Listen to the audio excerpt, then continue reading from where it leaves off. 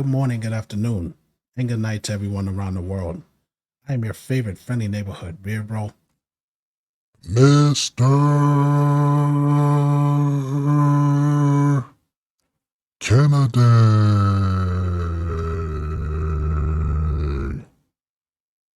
Happy Halloween, folks.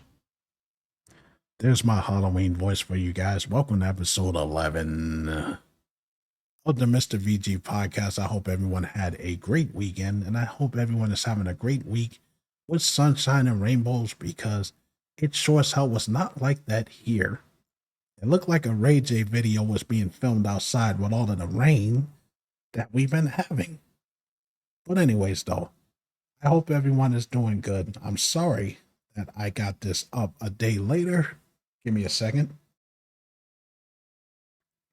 There was a lot of construction going on upstairs. They were laying down new pipes and stuff, making a lot of noise, and I did not want any of that stuff in my audio. And I do apologize for that, but there's only but so much audio magic you can do, folks.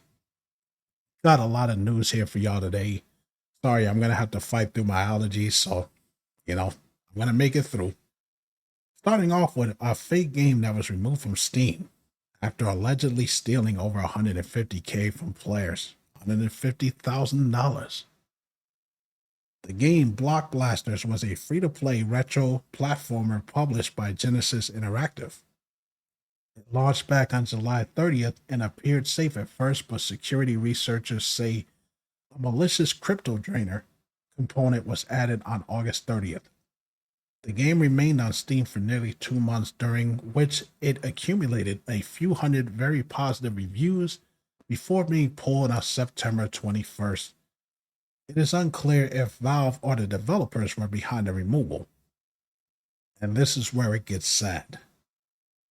The attack gained attention after a Twitch streamer, Rastaland TV, who was battling stage 4 sarcoma cancer, unknowingly broadcast his own victimization while streaming a charity fundraiser for his cancer treatment. He was contacted by someone offering payment to demo Block Blasters. When he launched the game live on stream, it executed malware that drained his crypto wallet, including $32,000 earmarked for his treatment. Before I even go any further, I hate to hear that. I hate to hear anybody suffering from cancer. That sucks to hear that. Prayers out to him, and it sucks what the hell happened to him, because you have people apparently who have nothing better to do with their lives but to rip other people off because they're fucking lazy. Fuck y'all, and I hope that y'all get what's coming to you. And what sucks even more is that he's not the only victim, because at least $150,000 was stolen from at least 261 other players. My question is this. Does Valve not have some kind of quality assurance? Where they check these games, they have play testers that check these games and make sure that there's no bugs and stuff in it so that stuff like this doesn't happen? If they don't, then they need to make this right. I know that they didn't publish the game, but it was on their platform. And it sucks that that happened to those people that only just wanted to play a video game. And you have people like this, a bunch of assholes who think that it's funny to rob people. Why don't you take that talent and do something meaningful? It's bullshit what happened to them, and that sucks. My heart goes out to y'all, prayers to y'all. And I hope that somehow there is some positivity at the end of this tunnel.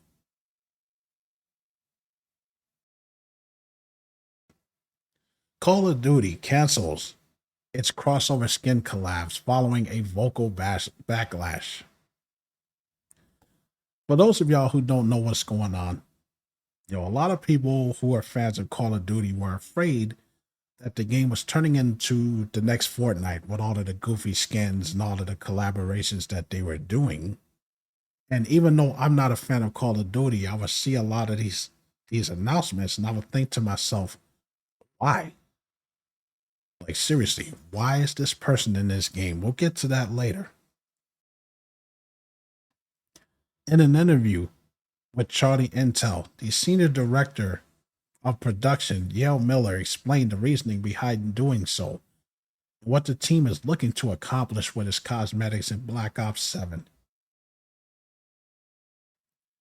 Miller explained that they are not trying to make Call of Duty skins feel grounded or realistic.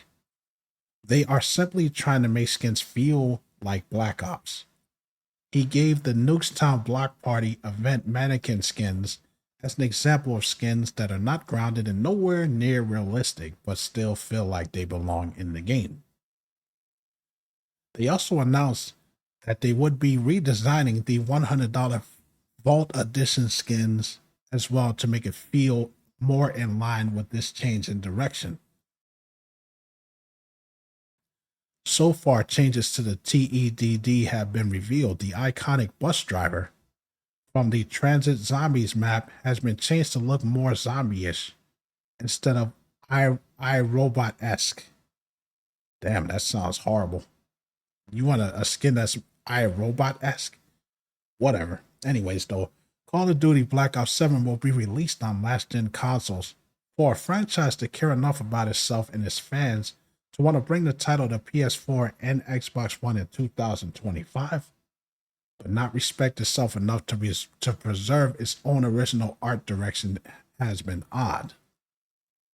These changes were met with almost universal positivity. However, it is worth mentioning that Miller said they are not ruling out collaborations entirely.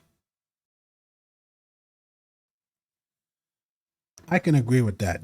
Honestly, like I said, I'm not a Call of Duty fan, but some of these choices, like Nicki Minaj and Beavis and Butthead, I like Beavis and Butthead, but come on, in a Call of Duty game, you have Alexa Bliss from WWE. I love Alexa. I love wrestling, but what the fuck is she doing in a Call of Duty game?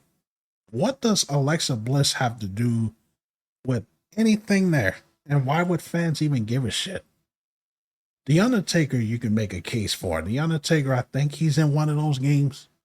I mean, it's The Undertaker. I mean, he could show up in Super Mario Brothers and nobody would say anything. He's a big undead zombie character. So I guess maybe he would fit in Call of Duty in the zombies mode, rest in peace. And I'm going to turn you into a bullet sponge. Yeah, I think that would fit. I really do. But what did I say before? What did I say, fans? We have a voice. And if you speak loud enough, they're going to hear you. You spoke, they heard. Now, hopefully, they go with what brought them to the dance, because the last thing that these guys want to do is piss off their fan base. And I'm not ignorant enough to say, hey, and to ignore the fact that Call of Duty is one of the most popular franchises out there. I'm not tone deaf. I know this. So I hope that they keep their word on that. Now, they did say they're open to collaborations. That means if you have enough money, we'll put you in the game. Moolah, folks, moolah. But hopefully they go in the right direction. Speaking of making things right, there was a lawsuit. I don't know if it's still going on, but it seems as though Tomb Raider 4 through 6 Remastered has been patched to remove unauthorized AI generated content. I am not even going to try to attempt to say her name because I know I will butcher it. So I will just say this. The French voice actress who played Lara Croft in Tomb Raider 4 through 6 has sent a cease and desist order after fans notified her that her voice's likeness probably been taped into AI generated dialogue into Tomb Raider 4 through 6. So Asper pulled the plug. So they were smart enough to know, hey, we don't want that backlash. We don't want to lose a lot of money because we're not that big of a company to begin with at this point. And remember the whole SAG-AFTRA thing, the whole unionization and the contracts stating that companies cannot use their likeness without notifying them or without paying them, and to make sure that they get their residuals for it. Good for them. I told y'all that this was going to have a snowball effect and that it was going to keep going, and this is what needs to happen. Now, Tomb Raider is a old franchise. Tomb Raider, the first Tomb Raider, I think, came out in 1996. But just because these games are old doesn't mean you ignore the people who lent their voices to these games. I mean, if they're retired, you pay them anyways. Like, how is it that the music companies work that way for the most part? If you sample somebody's song, you have to pay them. I mean, you're sampling their work. So you should pay them for the work that they put in. I mean, I don't understand why these companies don't seem to get that. And then you're surprised when you get sued. I mean, good for her. And I hope that this continues to happen because this is a good thing for the entertainment world.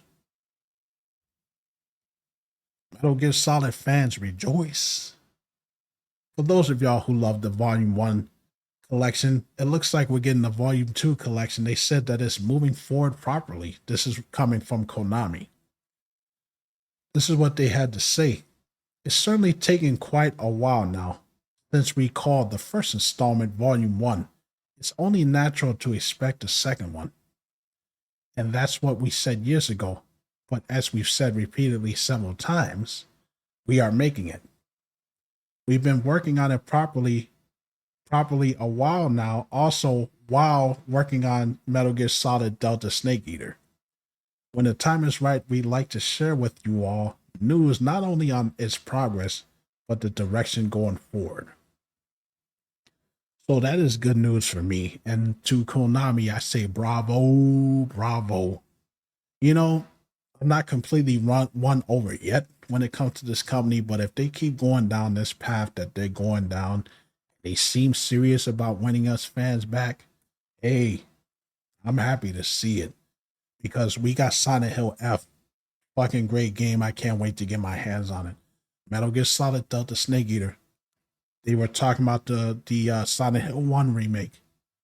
Sign me up for that. Now we got the Metal Gear Solid Volume 2 collection. I'm happy to hear that because there's so many Metal Gear Solid games that I'm pretty sure a lot of people haven't even played yet. You know, so to give them the ability to be able to play it, and I hope, let's add this to the list, I hope that Twin Snakes is going to be in it. There may be a Volume 3 as well, too. We don't know. I mean, you got the original Metal Gear stuff. You got Metal Gear 1 and 2. You got Metal Gear Solid 1, 2, 3, and 4. You got Metal Gear Acid 1 and 2. You got Metal Gear Portable Ops 1 and 2. You got Peace Walker. There's so many Metal Gear Solid games that you can play. Metal Gear Solid 5, of course, being among one of them. So it would be nice. It would be nice. We have a crazy story here. It looks like EA, Electronic Arts, is about to be bought out for $52.5 billion in private equity buyout. Electronic Arts, which y'all know is the maker of Madden NFL, Battlefield, and The Sims, is being acquired. Holy crap. So it's being acquired by the equity firm Silver Lake Partners, Saudi Arabia Sovereign Wealth Fund PIF. And Affinity's partners will pay EA's stockholders $210 per share. Affinity Partners is run by President Donald Trump's son-in-law, Jared Kushner. Holy shit.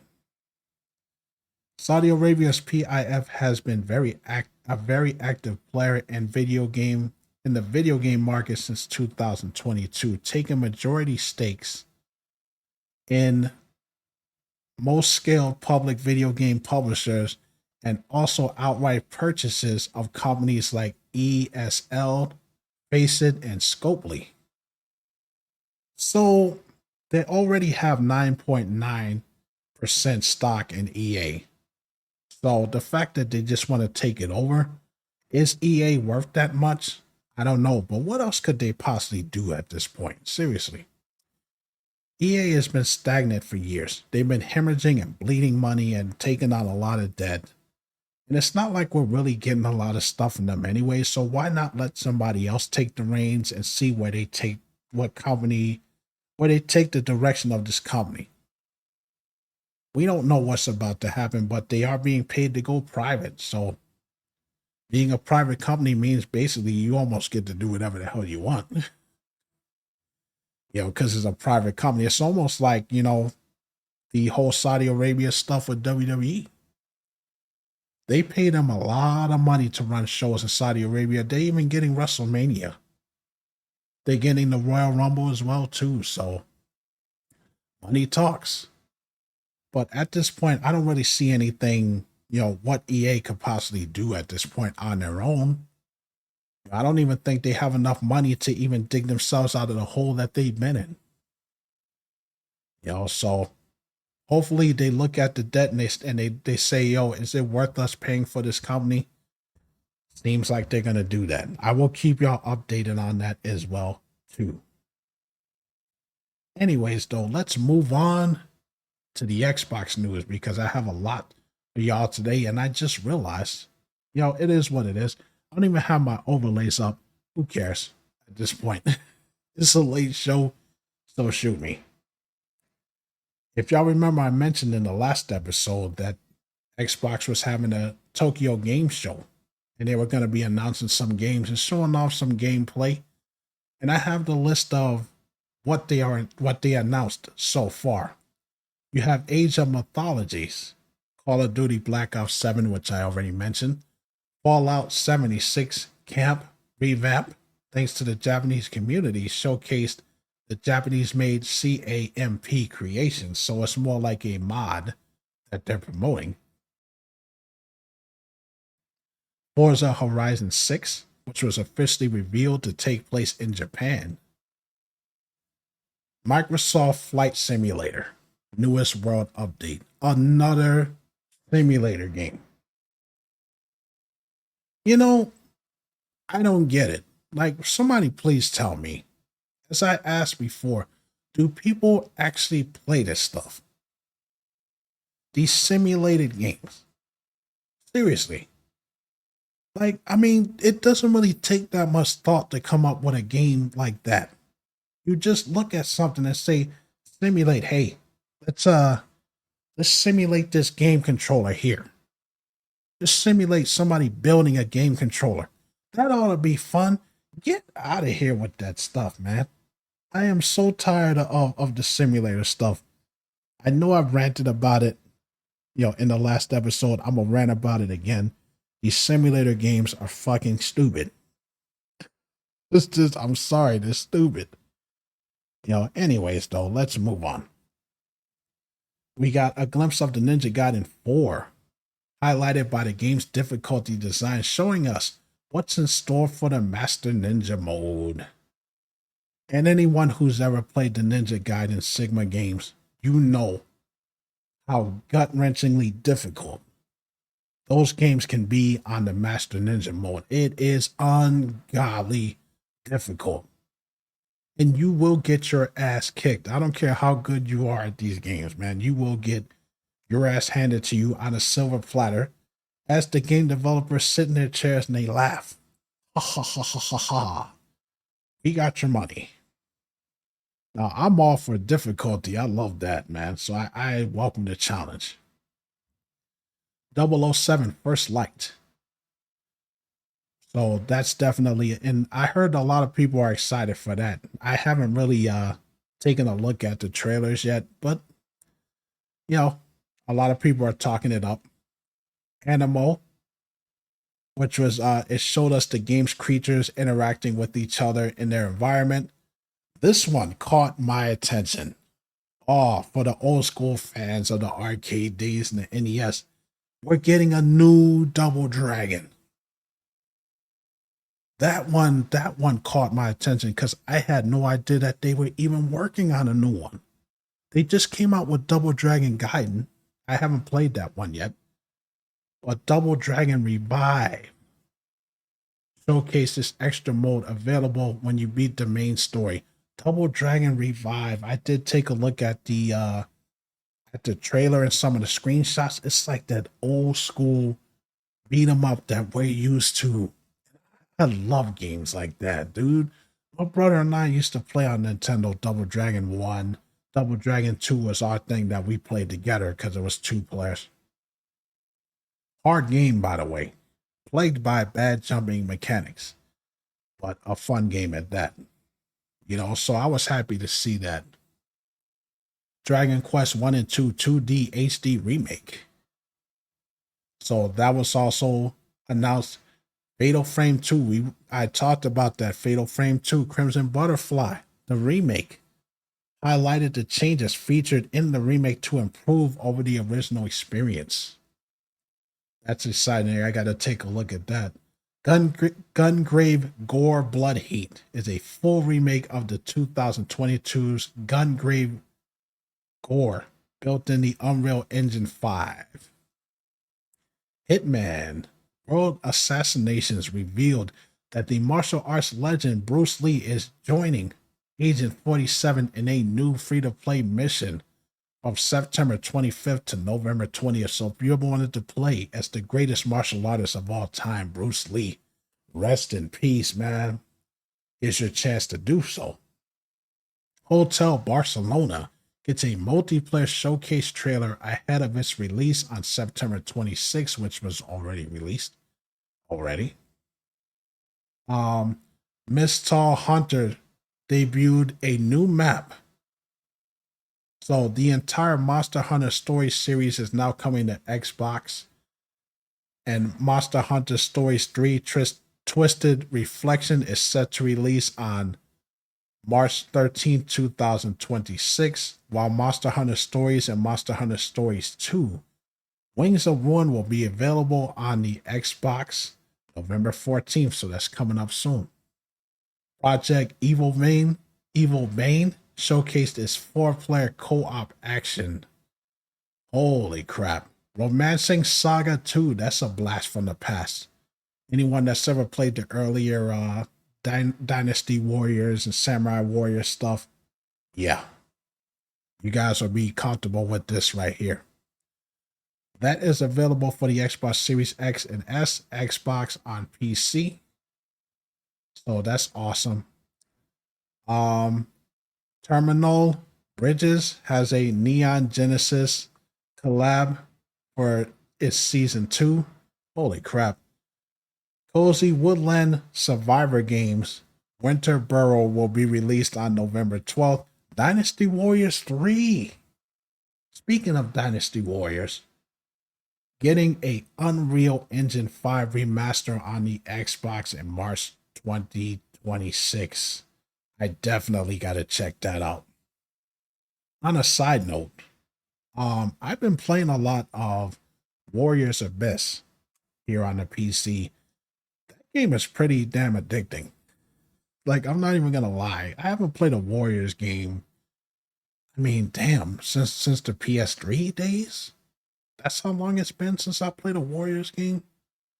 And it was on sale. It was on sale for like $15. I'm like, yo, let me try it out. I've been playing the shit out of that game for at least a week now. It's fun to just be able to just pick up a game and just not think about what you're doing. You just go in there, you pick a player, and you just fuck shit up. Just end things. So I'm just happy to see that they're doing the treatment for the third Dynasty Warriors, which I didn't actually have a chance to play, so it'd be nice to play that. And that's all the games that were announced, new game modes and new gameplay. So y'all might want to check that out. And now, Microsoft. Oh, I've been waiting to talk about this. Microsoft hikes the price of top tier Xbox Game Pass Ultimate by $10. If you're not keeping track, Microsoft is raising its Xbox Game Pass Ultimate subscription by 50% to $29.99 per month, effective immediately. The company announced this on Wednesday. but we will be getting new additions such as the Fortnite crew, the Ubisoft Plus Classics Collection. The $10 spike comes with a slew of changes to all of its Game Pass plans. Though it's essential and premium plans will remain the same price, $9.99 and $14.99 respectively. This is what these idiots had to say. As we continue to evolve the Xbox Game Pass, we are focusing on delivering more value, more benefits, and more great games across every plan, the company said in a release. Whether you play on console, PC, cloud, or all three, there is a Game Pass option designed to fit your playstyle. I don't give a flying fuck if the Xbox Ultimate Game Pass gives me a 24 karat solid gold car. I don't care if y'all give me a billion fucking dollars. I know I'm exaggerating, but keep up with me. I don't give a fuck. There is no reason to have a Game Pass that costs $30 a month. I don't care what you put on there. I don't care how many games you get. I sure as hell don't give a flying crap about the Fortnite Crew subscription. I care even less about the Ubisoft Plus Classic Collection. Who plays that shit? Seriously, I'll wait. Who plays? Tell me. Is anybody clamoring to be like, oh, the Ubisoft Plus? Hey, I sure as heck would like to play. What? What did they got? The last game they got, the Division 2. They ain't got nothing else going on. That is not worth no $30, man. I don't care what they say. That's bullshit. And this is after they already raised the price on their console. So they're gonna raise the subscription too. They're trying to price everybody out, man. I said this on Facebook. Haha, don't laugh at me. But I said this on Facebook. That's what I think they're trying to do. They're trying to price everybody out. They're trying to make it impossible. Impossible for people to buy their stuff. What the hell, dude? $30 for that? I don't think so, dude. Y'all can hold that out, man. Get the hell out of here with that shit. And anybody that's crazy enough to pay that, man, you congratulations, you just played yourself. Go sit in the corner with the dunce hat on your head. Fucking ridiculous, dude. Ridiculous. Costco reportedly stopped selling Xbox consoles online. Gee, I wonder why. This is all across the US and the UK. Costco has reportedly stopped selling Xbox consoles online throughout the US and the UK, according to reports from The Gamer and others. The wholesalers has removed any mention of the console or related accessories and games from its websites. A lot of people have gone to check and there are no results. The site still has a dedicated sections for both Sony and Nintendo and selling its PS5 and Switch family consoles along with accessories for each game for each system. It is unclear if online unavailability has extended to brick and mortar locations, but some Reddit users noticed the distinct lack of Xbox products at the retailer. We reached out to Costco's to ask what's going on, and we will update this post when we hear back. So nobody really knows why they stopped selling Xbox consoles. It can't be biased, but it could have something to do with maybe the Xbox consoles don't sell very well. You know, it is a company at the end of the day. So maybe they wasn't getting too much, kickback from selling the Xbox consoles and they decided to pull the plug. Who knows? But that's really crazy to me. I've never had any consoles just straight up be pulled.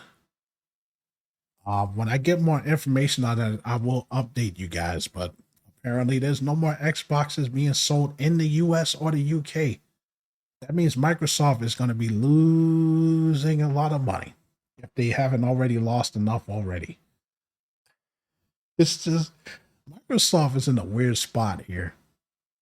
I don't know what the hell they're trying to do with this company. It's just really crazy to me, you know.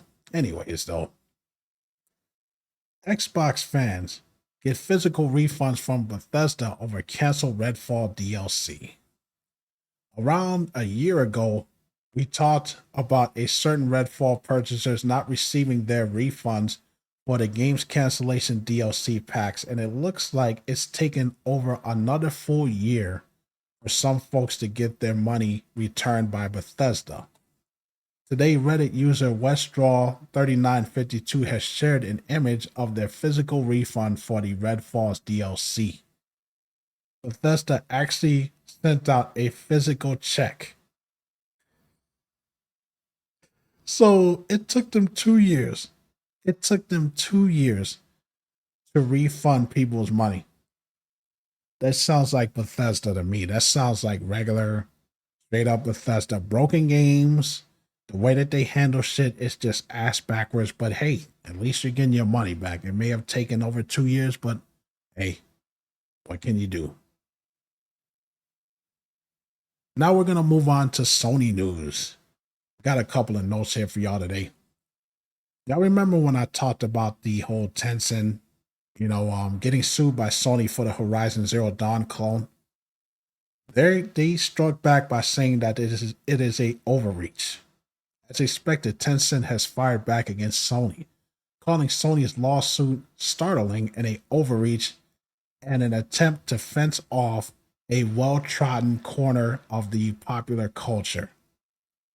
The agreement is that Sony isn't trying to protect their creative work and IPs, they are trying to monopolize an entire genre of video games.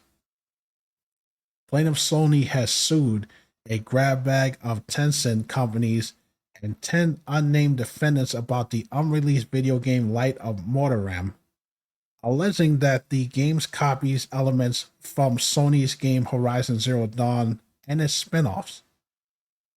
The complainant states at the bottom, Sony's efforts is not to aim for fighting off piracy and plagiarism or any general threat to intellectual properties. It is an improper attempt to fence off a well-trodden corner of the popular culture and declare it's Sony's exclusive domain. But your game actually does look like Horizon Zero Dawn. Like, come on. Like, seriously, it really does. The fact that they're saying that, I don't think that they have any other defense than to say that Sony's just being a big bully and they're just trying to take all of our money. They're not going to win this case. If if that is their only defense, Sony's going to win this. That game is probably going to be shut down, and it is what it is. They called it an overreach. I think it's kind of justifiable because I looked at the screenshots and it does look like their game. It looks like they ripped off some of the stuff. But at this point, what the hell hasn't been ripped off from something else?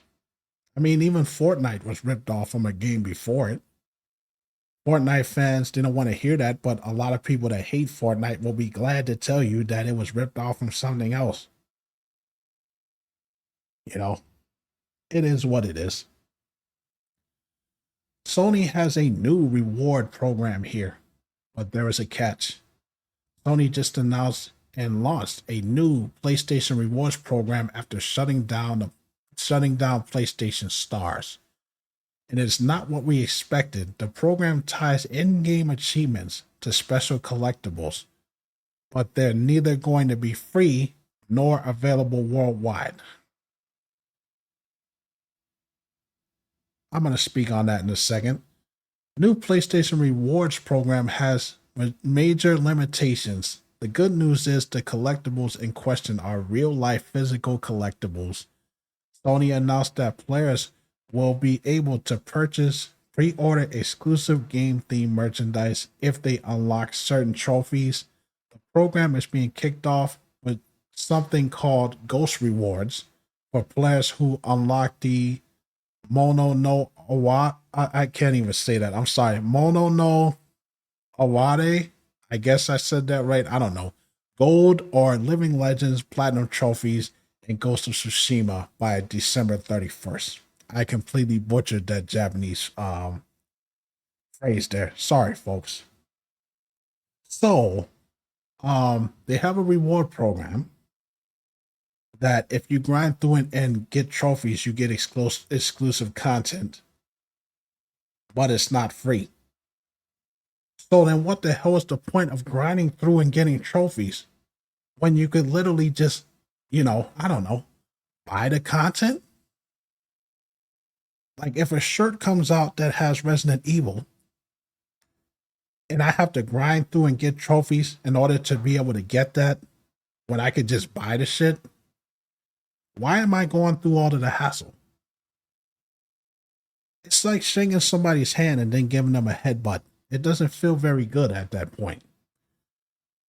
So what the fuck is the point of grinding through all of these games if you're gonna have to turn around and pay? Well, I know it's pre-ordered and stuff like that. It's just another way for Sony to get more money. That's all it is. It's day one DLC, only physical. That's what it is. Rewards program, my ass. A reward program is supposed to be when you unlock something or you earn enough points to get, a free reward. That's what a reward system is for. Like, where's the reward? Sony, man, y'all can dress this up as much as y'all possibly want to, man. I will address it as I always do. It's bullshit. You guys are trying to nickel and dime people, and there's no incentive for people to want to do this. That's the truth. But hey, at least you get, pre-order stuff. Huzzah! Man, get out of here with that shit. Just like I talked about the Xbox Tokyo Game Show, I'm going to talk about PlayStation's State of Play. I've been waiting to talk about this. Here's the games that were announced. Marvel's Wolverine, which was a lot of people were talking about that. They've been wanting to see if it would be announced, and it was. And it looks fucking awesome, dude. Holy crap. I'm definitely going to get that. It's coming out fall 2026 on the PS5. Hopefully we'll get a PC version as well. There'd be no reason why we can't. Saros. It looks like a fresh new bullet hell third person shooting action in the vein of Returnal. Now, if you don't know what Returnal is, I actually do have that game and I've been playing through it. It's one of the most confusing fucking games I've ever played. But you go and it's like a roguelike shooter. And I'm trying to play through it and see if I can actually beat it before I actually stream it. But it's a good looking game. Looks cool. So that will be coming out March 20th, 2026. Microsoft Flight Simulator 2024, December 8th. Who the fuck cares? Who cares? Whatever. Battlefield 6, October 10th. Deus Ex Remastered, that's coming out February 5th, 2026. Halloween.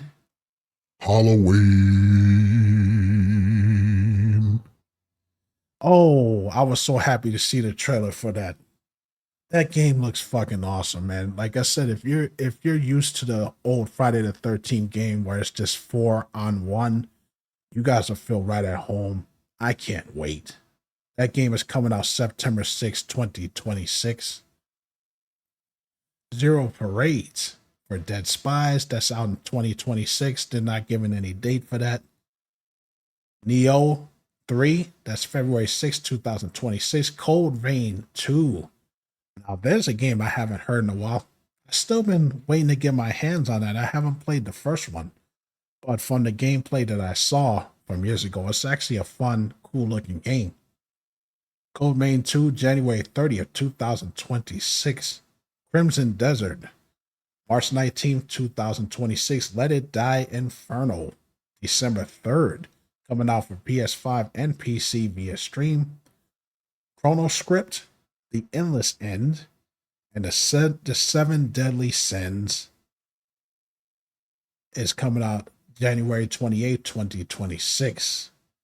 So those are all of the games that were announced by Sony. We got some good ones out here.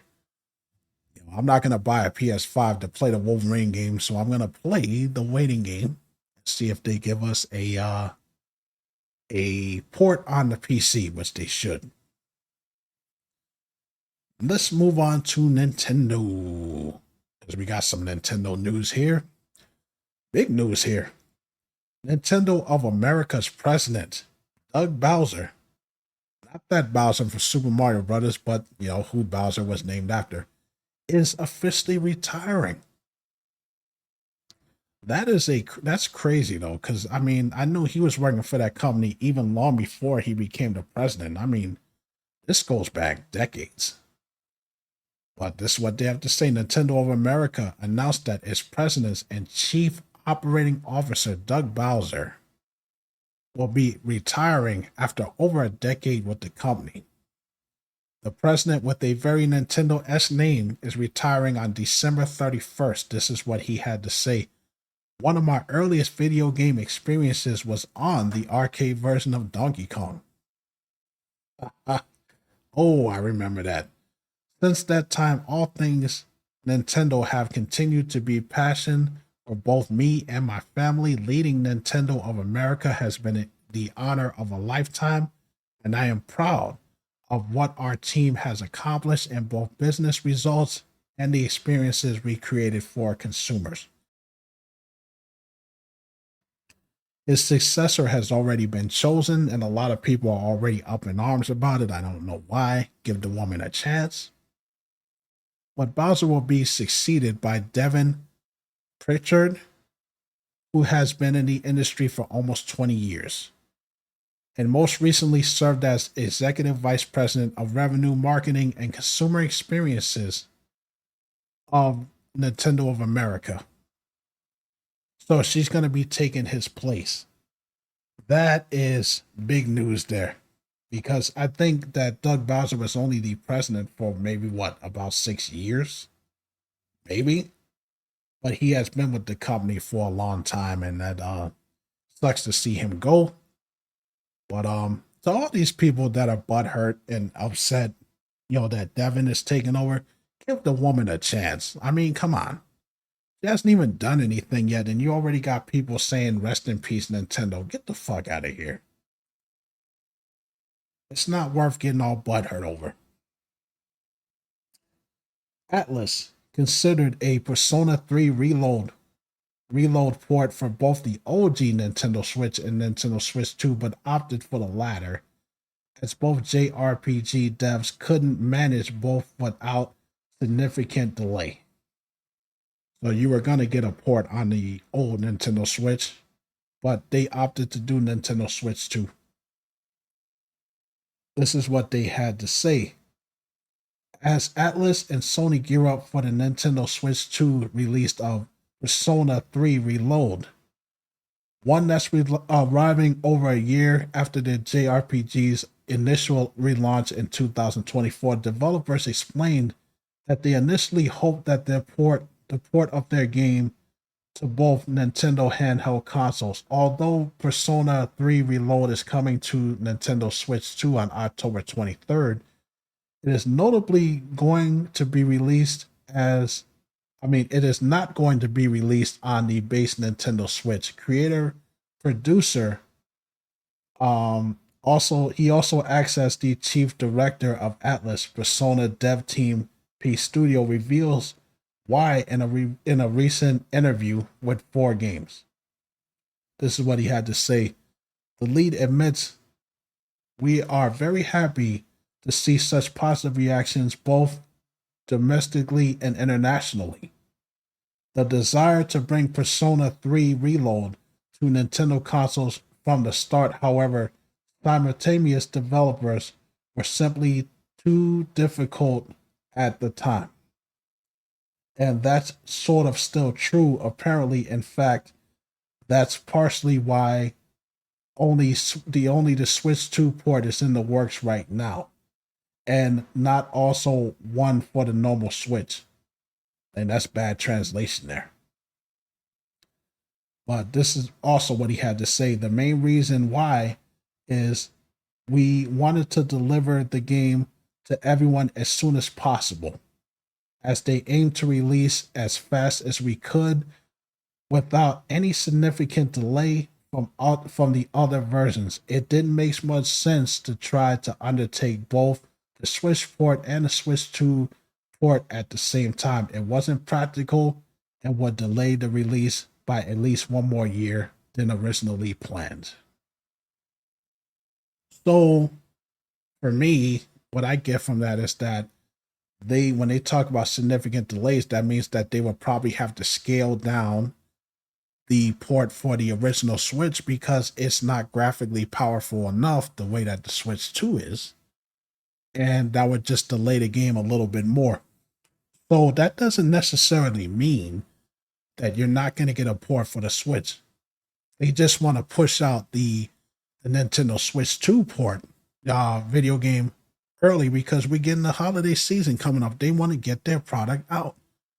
So once they do that, who's to say that they can't take that and scale it back and give a port on the Switch, the Switch 1. So it doesn't mean that it's dead. It's just that they didn't think it was very practical, and that sucks. It is what it is. But at least they gave y'all a reason. And I don't think many people are pissed about that anyways. Because a lot of people that are going to be getting this game probably have already gotten a Switch 2 already. So, so I wouldn't throw it out the window yet. That doesn't mean y'all not going to get a port. It could happen. And one last thing. It seems as though, and this disappoints me, man, because I really have my heart set on this game. The Terminator 2D No Fate has been delayed for all consoles, but not too long. This was as of September 29th, 2025. This is what they had to say. We wanted to share an important update on the release of Terminator 2D No Fate. The game will now be launched on November 26, 2025.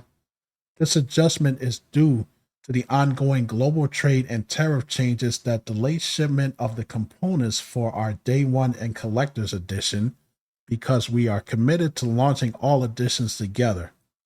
This new date applies to both physical and digital releases worldwide.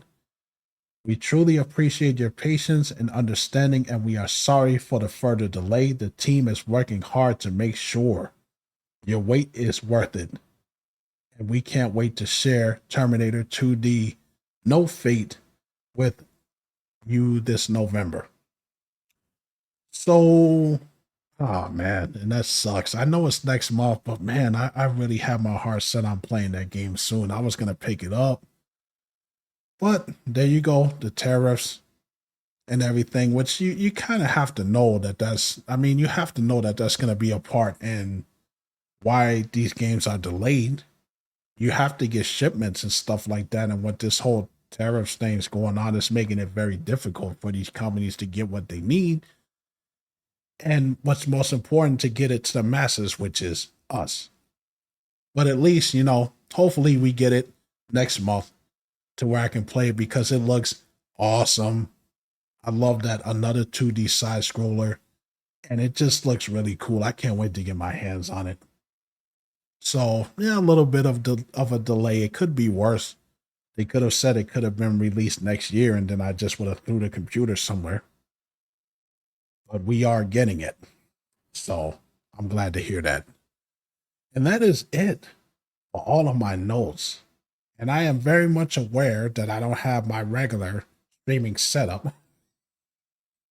That's what happens when you've been awake since 5 o'clock in the morning and you haven't had no sleep. So this is not my regular podcast setup. So I will be releasing this audio only. There will be no live version. I do apologize for that. I am so sorry. I'm so sorry, but I wanted to get this show out. Thank you to every single one of y'all. I love every single one of y'all. I will be back on Sunday to play some more Them and Us. And then I will try to get through that game because I did get some progress. If you guys did not check it out, part 8 is up on YouTube.